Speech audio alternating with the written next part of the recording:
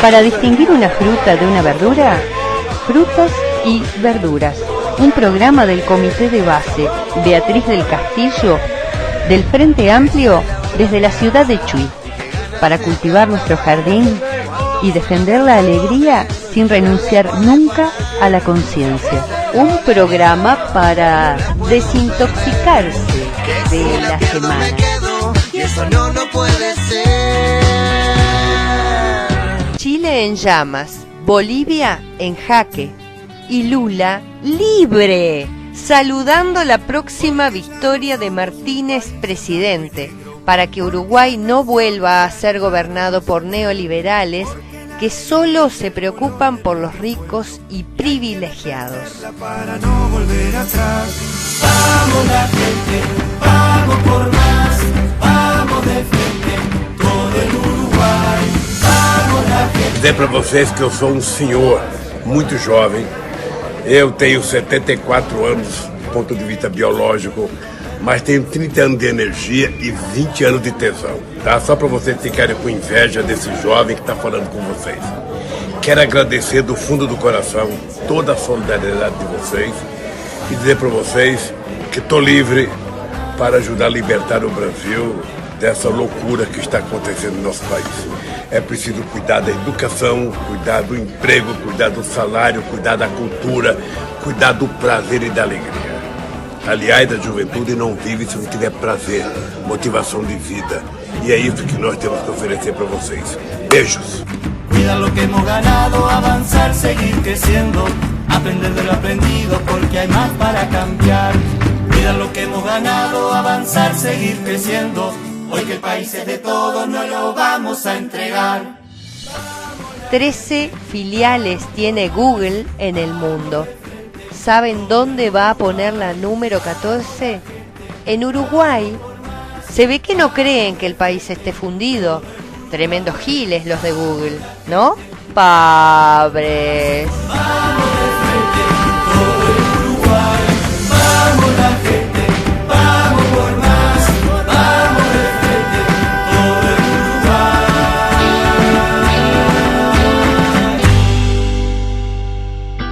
Mi destino no lo elijo yo, y el camino tampoco. Aprendimos solamente a flotar y a vivir como locos. La convocatoria de jóvenes, adultos, profesionales, referentes, trabajadores y trabajadoras para luchar juntos y juntas por el mejor país ha sido enorme. Ahora el siguiente paso es salir a conquistar a todas y todos los uruguayos por la fórmula Martínez Villar. Vamos a conversar con las personas a lo largo y ancho del Uruguay sobre lo que falta por hacer, sobre lo que queremos en empleo, en seguridad, en educación y sobre por qué el rumbo en el que vamos es el indicado para continuar trabajando con Daniel Martínez, con sus propuestas y certezas. La lucha nunca fue fácil, pero nosotras no sabemos desistir y por eso redoblamos esfuerzos para persuadir de que el Frente Amplio tiene el mejor proyecto para nuestro país. Juntos y juntas somos más fuertes. Es clave que te sumes en esta última fase de campaña. Ir por ese voto a voto recorriendo las calles de tu barrio, hablando con familiares, amigos, amigas y conocidas, como también lo están haciendo incluso nuestros músicos, por ejemplo, Rada. Para el año que comienza, tengo mucho que pedir, no, quiero tener un gobierno, papá, con ganas de trabajar, que piense en ti, que piense en mí. Es por vos, es por todas, es por todos. De dejar de llorar, porque no tienen tu voto. Y si te dicen que todo va a mejorar, ya no los mires y nunca te olvides que fueron ellos.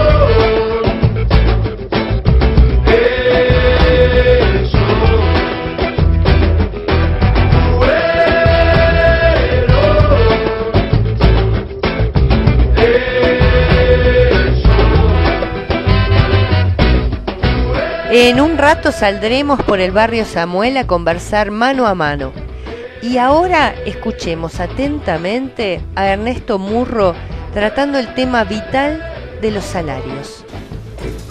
Queríamos hacer algunos comentarios, algunas reflexiones sobre lo que hemos conocido en estas horas del documento Compromiso por el País en relación a los temas del trabajo y de los salarios en particular.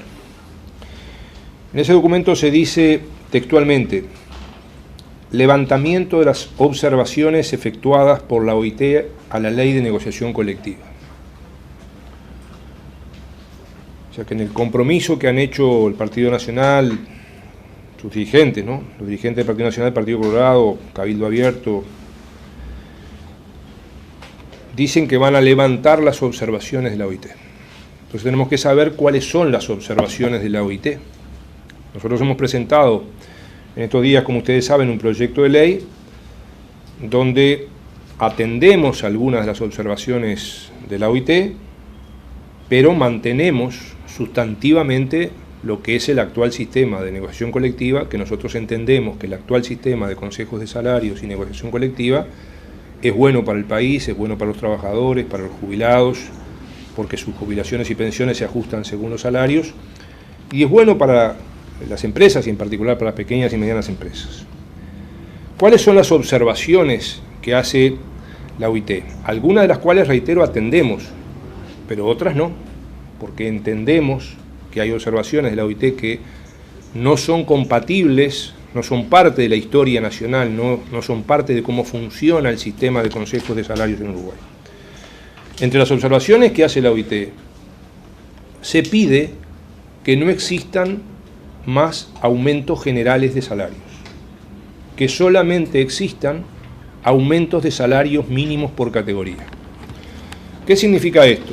Que no va a haber, si se atiende esto, como dice el documento, que es una de las observaciones de la OIT, y que además es una de las principales cosas que reclaman los dirigentes de las cámaras empresariales en Uruguay, no va a haber más aumentos, por ejemplo, del 4%, del 6%, del 10%. Solamente se va a aumentar el salario mínimo por categoría. Por ejemplo, un locutor gana tanto, un camarógrafo gana tanto, un peón de la construcción gana tanto, pero solamente se va a fijar eso, el mínimo.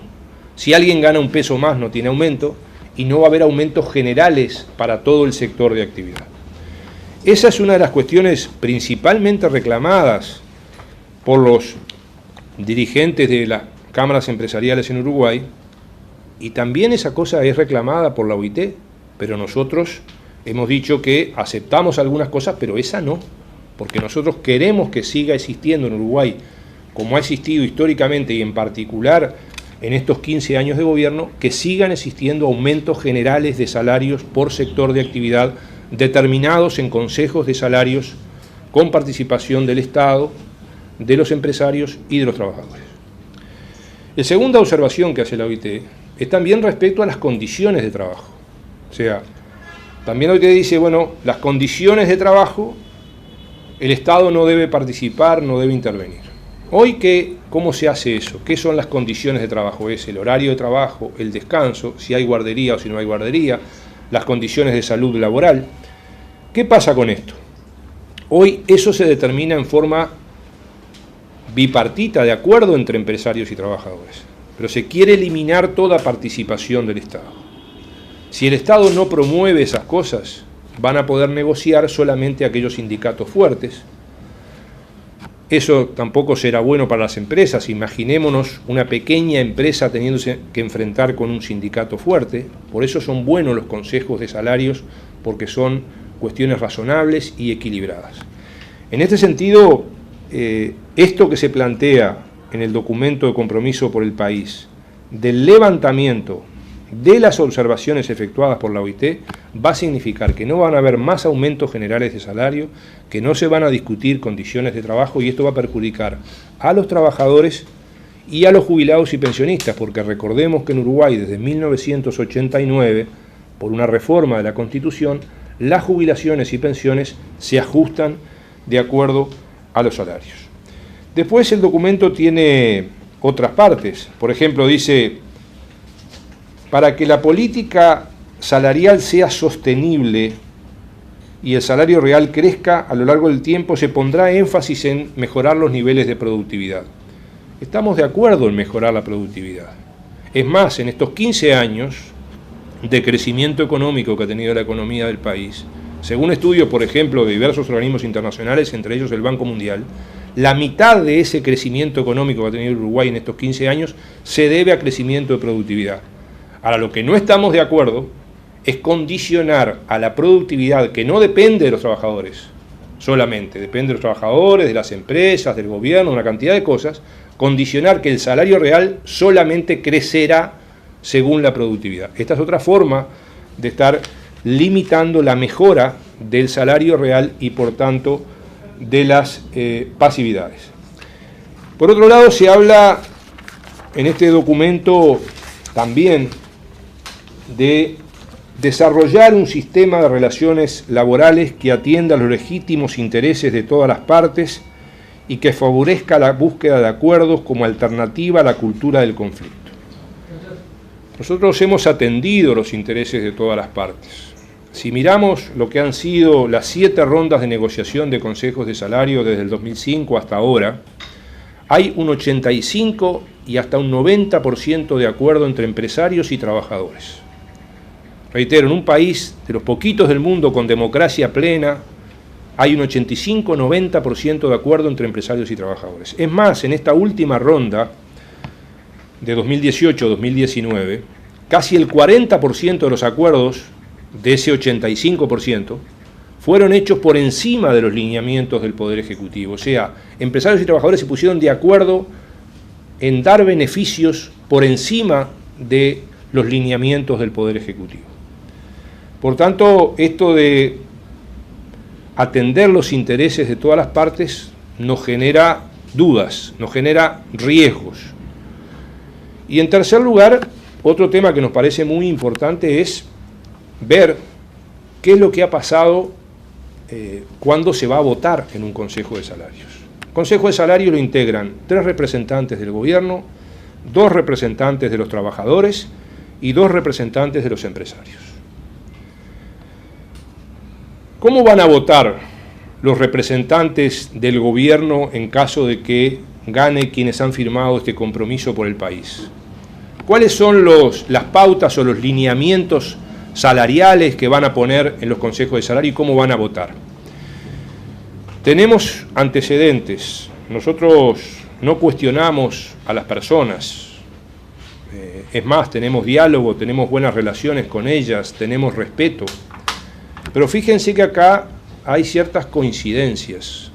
Quienes ya fueron ministros, viceministros o subsecretarios, directores de trabajo, inspectores de trabajo, coincidentemente hoy aparecen representando como miembros de máximo nivel de las cámaras empresariales o como futuros gobernantes.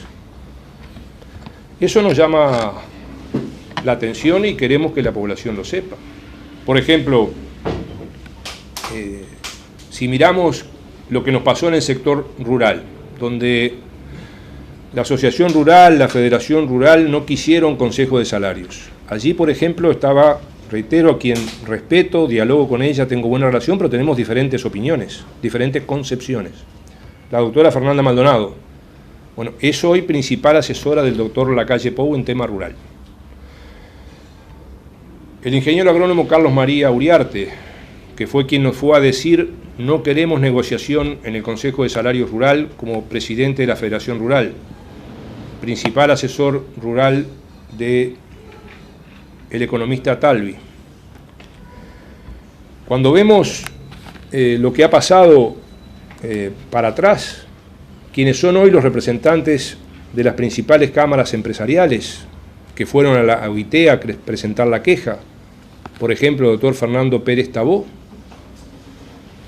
que representa a los empresarios en la OIT, en el Consejo Superior Tripartito y principal asesor laboral del economista Talvi, integrante de este compromiso por el país.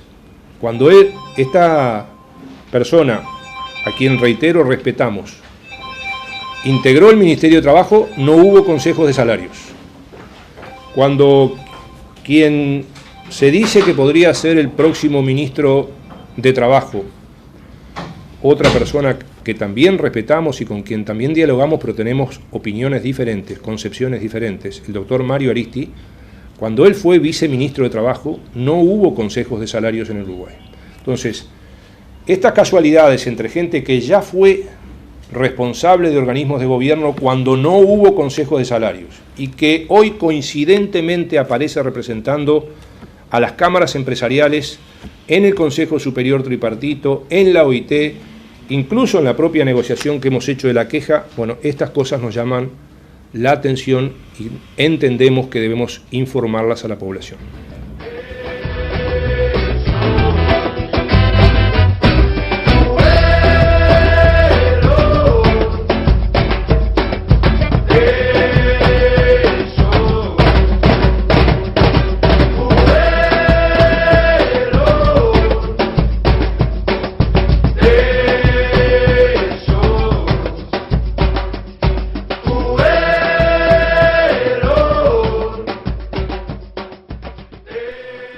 Y antes de escuchar la próxima entrevista, es aconsejable tener en cuenta que cayó en Artigas una banda de policías delincuentes que contaba entre sus integrantes a un asesor del Partido Nacional que se proyectaba como aspirante a la jefatura de policía de Artigas. ¿Qué nenes? Frutas y Verduras tiene el honor de recibir a Charles Carrera, actual senador de la República, y bueno, y es un especialista en temas de seguridad, con el cual queremos charlar un poco cuál es la perspectiva, porque es un tema con el que nos han dado duro, ¿verdad?, al Frente Amplio, y bueno, y queremos justamente hablar de que el cambio somos nosotros. Y bueno, ¿y en qué consiste lo que queda por hacer? ¿Cómo estás? Bueno, muchas gracias por la oportunidad de hablar nuevamente con los oyentes de Frutas y Verduras y un fuerte abrazo a toda tu audiencia. Gracias. Nosotros realmente, es decir, en lo que es en materia de seguridad y convivencia, el Frente Amplio ha realizado profundas transformaciones. Porque cuando llegamos realmente no teníamos una perspectiva. Teníamos una perspectiva de una policía mal paga, sin uniformes, sin armamento, sin equipamiento, sin tecnología. Sí, cuando decimos eso, perdón, meto un bocadillo para hacerla bien sencillita. La policía, en términos generales, se está ganando 3 veces más que en el pasado. Sí, nosotros vemos el salario más bajo, lo que fue el salario de la policía cuando llegamos era menos de 5.000 pesos, hoy el salario más bajo de la policía son 38.000 pesos nominales. Es decir, ha existido un aumento muy importante, ha existido un reconocimiento salarial. Ese fue todo un proceso de dignificación de la policía, un proceso de incorporación de tecnología. Hoy podemos decir que tenemos una policía preparada para enfrentar esta época que nos toca vivir, que es una época diferente, que es una época lamentablemente que hay mucho más violencia, y nosotros eso también tenemos que analizar cuando hablamos sobre convivencia. Nosotros estamos en el continente más violento y desigual del mundo. Claro. Por día en nuestro continente hay 400 homicidios. En un día hay más homicidios que todo un año en nuestro país, y eso te impacta desde el punto de vista de la dimensión internacional del problema, te impacta en Uruguay porque estamos en el continente más violento y desigual, donde existe mucho crimen organizado, donde existen problemas de narcotráfico. Después tenemos una perspectiva, una dimensión nacional del problema. Nosotros, el Uruguay tiene problemas de violencia estructural. Nosotros el año pasado cerramos con 40.000 denuncias de violencia de género.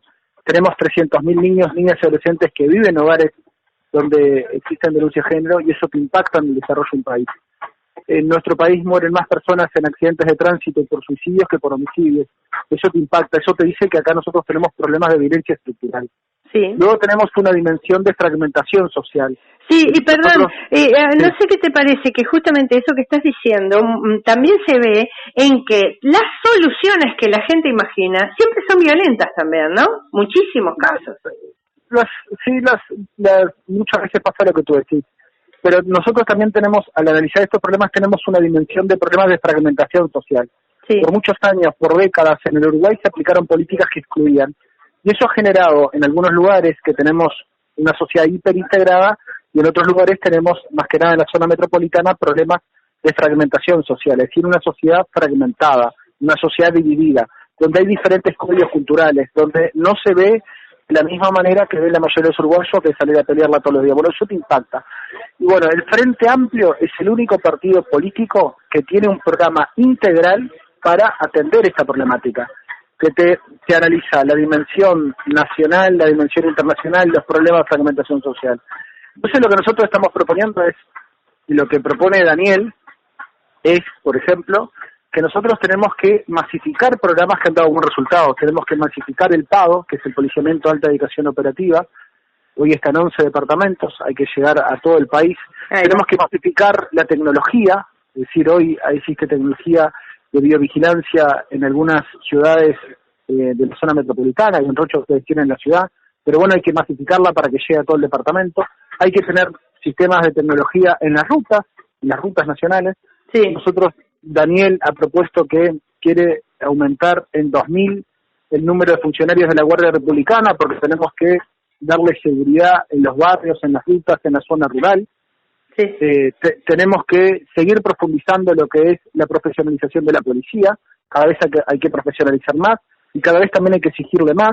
Hay sistemas de rendición de cuentas. Hoy nosotros tenemos una institución que sabe rendir cuentas, una institución que rinde cuentas porque hay tecnología que ayuda al control, que la policía actúe correctamente. Claro. Existe una policía que hace un uso racional de la fuerza. Y del otro lado, ¿qué tenemos? Del otro lado tenemos un modelo peligroso, aún que perdió el plebiscito de la reforma constitucional. ¿Puedo hacerte una acotación así? Hay un fenómeno que es digno de analizar y es, en los lugares donde tienen más problemas reales de violencia, de rapiñas, de asesinatos, como la zona metropolitana, la reforma perdió. Sí, es así.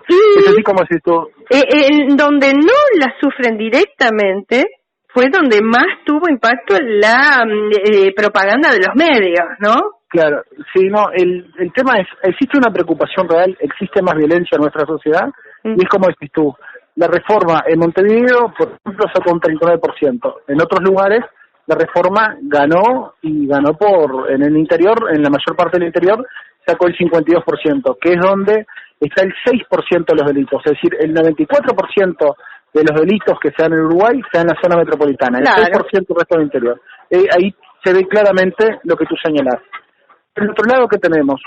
Del otro lado nosotros tenemos una propuesta que es de volver atrás, una propuesta de volver atrás en lo que es la profesionalización de la policía, una propuesta que es volver a la ley de la época de la dictadura, que es una ley donde nosotros tenemos una institución militarizada. Sí.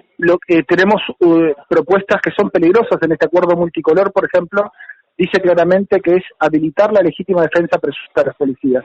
Que esto va a dar lugar a lo que es el gatillo fácil. En los lugares donde se ha seguido esa línea que propone la oposición, en este acuerdo multicolor lo que ha dado lugar es a mucho más violencia. Y cuando hablamos de situaciones de mucha más violencia, nosotros tenemos que estar muy cuidadosos y muy celosos. No es que la violencia sea en contra de los delincuentes solamente, es en contra de cualquiera de nosotros, en contra de nuestros hijos, de nuestros nietos. Nosotros tenemos que defender que se aplique la sanción correcta, que se aplique el juez que aplique la sanción correcta. Entonces, lo que nosotros tenemos que luchar es para que Daniel Martínez sea presidente, porque es el único que tiene una visión integral de los problemas del país, en todas las materias, y en especial también en materia de seguridad y convivencia, y es el único que nos da garantías de seguir profundizando un modelo que es un modelo de atender esta problemática de forma integral, ayudando, es decir, profundizando lo que son las acciones represivas con mayor inteligencia, aplicando lo que es el principio de autoridad, pero también previniendo, porque en esto es central prevenir. Claro. El prevenir es aplicar, por ejemplo, un plan que él llama Más Barrio, Más Vida, que es en 25 zonas del país, básicamente muchas están en la zona metropolitana, donde hay problemas de fragmentación social, caer con todo el Estado, caer con la policía, la fiscalía, el sistema de justicia, pero también caer con políticas de vivienda, educativas, de salud y culturales, a los efectos de que esas personas salgan adelante. pero también hay que modernizar el Código Penal, por ejemplo, porque nosotros tenemos una norma que está desactualizada. Hay que seguir profundizando acciones en lo que tiene que ver con la violencia de género, porque los números que yo te decía son impactantes. Si nosotros queremos tener una cultura de la no violencia en nuestro país, tenemos que empezar a cambiar por empezar a señalar y trabajar muy fuerte en lo que son los cambios culturales. Y los cambios culturales son fundamentales. Y bueno, hay que seguir incorporando tecnología, hay que seguir luchando contra la violencia de género, seguir luchando. Hoy tenemos un plan integral contra la trata de personas, que es un delito aberrante. Sí. Bueno, ese plan integral hay que aplicarlo. Hay que seguir luchando con todas nuestras fuerzas contra lo que tiene que ver con el narcotráfico, el microtráfico. Hay que mejorar hay que mejorar lo que tiene que ver con el cuidado de nuestras fronteras. Hay que trabajar mejor allí, y la garantía es que el 24 de noviembre el presidente sea Daniel Martínez. Por supuesto. Y una pregunta del estribo, te digo como vecina de aquí de Chuy, ¿verdad? Las cosas que se escuchan, esa idealización de la antigua comisaría, idealizando el pasado y planteando como si volver a la vieja comisaría fuera la solución para algo, cuando en realidad sabemos que cualquier agente común y corriente de la policía de nuestra localidad está expuesto ante los grandes negocios de narcotraficantes, como lo están los que son utilizados, incluso los pobres, los pequeños que son utilizados para el narcomenudeo, ¿no? Yo lo que veo es que sí, es como decís tú, hay como una idealización. Lo que nosotros nos comprometemos con nuestra ciudadanía es reforzar todo lo que tiene que ver con el policiamiento comunitario. Nosotros necesitamos más policías comunitarios en los barrios, en las comunidades, porque el policía comunitario es aquel policía que está cercano a la comunidad, que conoce la problemática de la zona, que tiene una inserción, que puede ayudar en el sistema educativo, porque si un niño abandonó la escuela puede colaborar con la directora, con la maestra, como hay algunos lugares que se ha practicado, por ejemplo en Florida, que se ha practicado muy bien. Nosotros vamos en ese sentido. Lo que la gente necesita es prevención. Y prevenir es que haya patrullaje. Lo que la gente necesita es prevención. Y para eso nosotros lo que decimos es el policiamiento. A nosotros nos sirve lo que existía antes. Es como decís tú, hay una idealización de lo anterior, de lo antiguo. Pero en la comisaría a nosotros no nos servía. A nosotros lo que nos sirve es decir, a nosotros no nos sirve una policía reactiva, es decir, después que pase el hecho, que aparezca la policía. A nosotros nos sirve que haya una policía proactiva, es decir, preventiva, que previene, que las cosas no pasen, y eso se hace ayuda con el patrullaje. Y ese es nuestro compromiso. Nuestro compromiso es eso, que haya más policías comunitarios, que haya más prevención y que haya disuasión del delito. Porque a nosotros no sirve nada de que haya una comisaría, que esté un policía y después que pasó el delito, después que pasó el hecho, que la víctima con su dolor vaya a la comisaría, sino que a nosotros nos sirve que haya prevención, patrullaje para que las cosas no pasen. Muy bien, muchísimas gracias. El Comité Beatriz del Castillo te manda un abrazo grandote y bueno, hasta la victoria. Bueno, hasta la victoria, compañera, un fuerte abrazo a todos y en cualquier momento nos vemos por ahí. Buenísimo, gracias. Chao. Bueno, chao.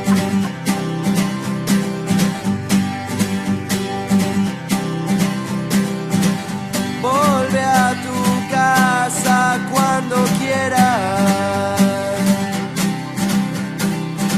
Siempre te esperan a cenar,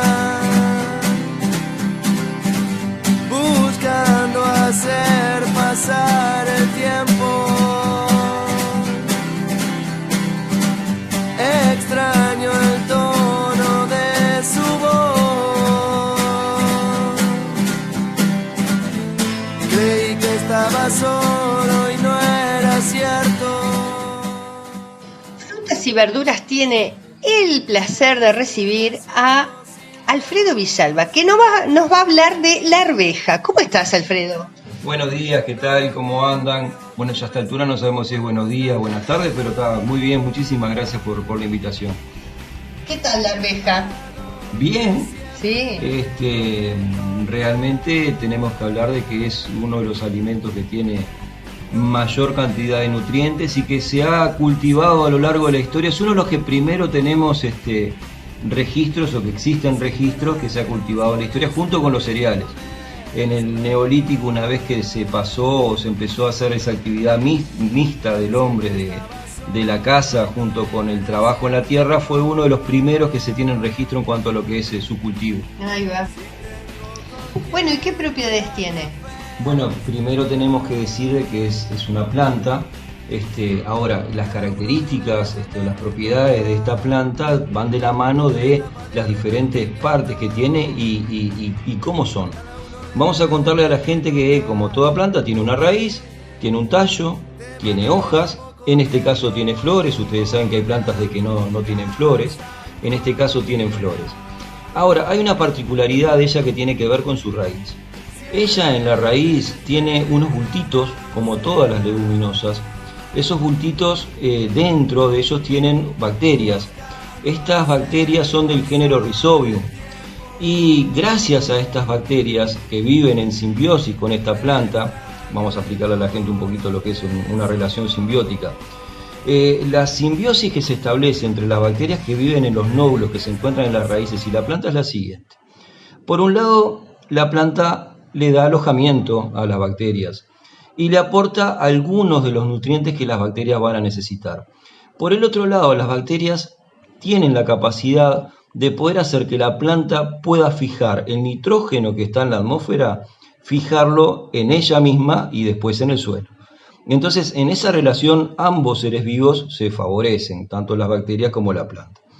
Gracias a esta relación simbiótica que se establece entre la planta y las bacterias, este tipo de ser vivo puede llegar a fijar el nitrógeno atmosférico en el suelo y además en la propia planta. Por lo tanto, cuando nosotros comemos tanto la chaucha, que es la vaina, y la semilla que está dentro, la arveja, nosotros a nuestro cuerpo le están aportando una cantidad de proteínas innumerables, así como le aportan las demás leguminosas, como pueden ser los cereales, como pueden ser todo lo que sea leguminosa, y además le aporta al suelo el nitrógeno que el suelo necesita. Ah, qué bien. Bueno, a esta altura la audiencia se estará dando cuenta que estamos hablando con un profesor de biología, ¿verdad? Juntando el vicio por otro lado, ¿no? Ahí va. Y bueno, ¿y cómo la plantamos? Hacemos un germinador, la ponemos en remojo, ¿no? Yo la ponía en remojo 24 horas. Eso para cualquier semilla en general es un buen comienzo. Seguro, nosotros podemos hacer de la misma manera que hacen en la escuela. Si alguien, ya estamos hablando, yo tengo 47 años. Antiguamente, por lo menos en las escuelas, se acostumbraba, o en primer año de liceo se acostumbraban a hacer germinadores. Así como se hacen germinadores de los porotos, lo podemos hacer con la arveja, y hacer germinar en el material, que son las semillitas de la arveja propiamente dicha, fresca, ¿verdad? No se le vaya a ocurrir en una lata de arveja abrirla y utilizar la arveja, porque a veces da resultado y a veces no da resultado. ¿A veces da resultado? A veces da resultado. Cuando tienen un periodo de tiempo corto entre lo que es la producción y bueno, que nosotros sacamos el material de la lata, puede llegar, inclusive algunos vienen brotadas.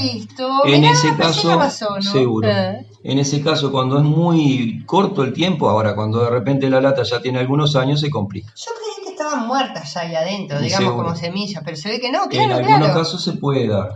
En otros casos necesitamos, que es la mayoría, ¿no? Necesitamos la arveja fresca. Es una enredaderita. Es una enredadera. Ella siempre tiene la capacidad de tener unas estructuras en el tallo cercano a las hojas que ya se fija a las diferentes estructuras, ya sea que nosotros le ponemos un tutor o en otra planta que esté alrededor de ella, se enrieda. Ahora, cuando nosotros también podemos tener la capacidad de que una vez de que preparamos el suelo, podamos hacer por dispersión o por líneas, estar plantando la semilla. Se aconseja plantarla, vamos a decir, para nuestro clima entre julio y agosto. Para otros tipos de clima quizás entre abril y junio. Para nosotros lo mejor es plantarla porque después tenemos entre 120 y 150 días para poder hacer la cosecha. Pero digo, no precisa que sea un suelo súper fértil para poderla plantar. Tiene esa capacidad. Totalmente. Yo la planté en la arena y andaba bárbara. Por eso. Porque ella después, si tiene un poquito de nitrógeno el suelo ya para que ella arranque como semilla, ya después ella misma va a fertilizarlo, porque va fijando el nitrógeno atmosférico.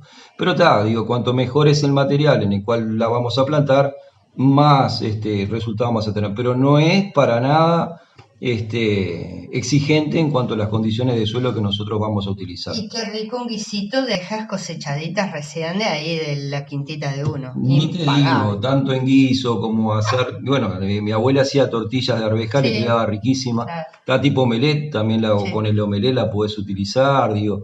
Existen múltiples pero recetas que esperemos que la audiencia también vaya aportando las recetas de las experiencias que tienen con la arveja también. Ahí va.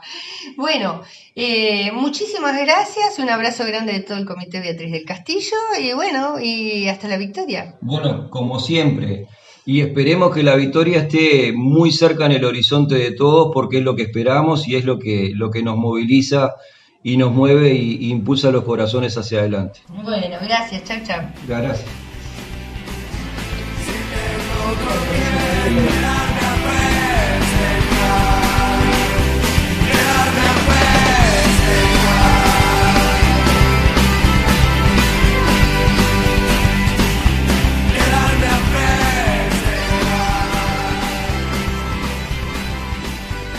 Hoy escuchamos a No Te Va a Gustar con Fueron Ellos y No Era Cierto.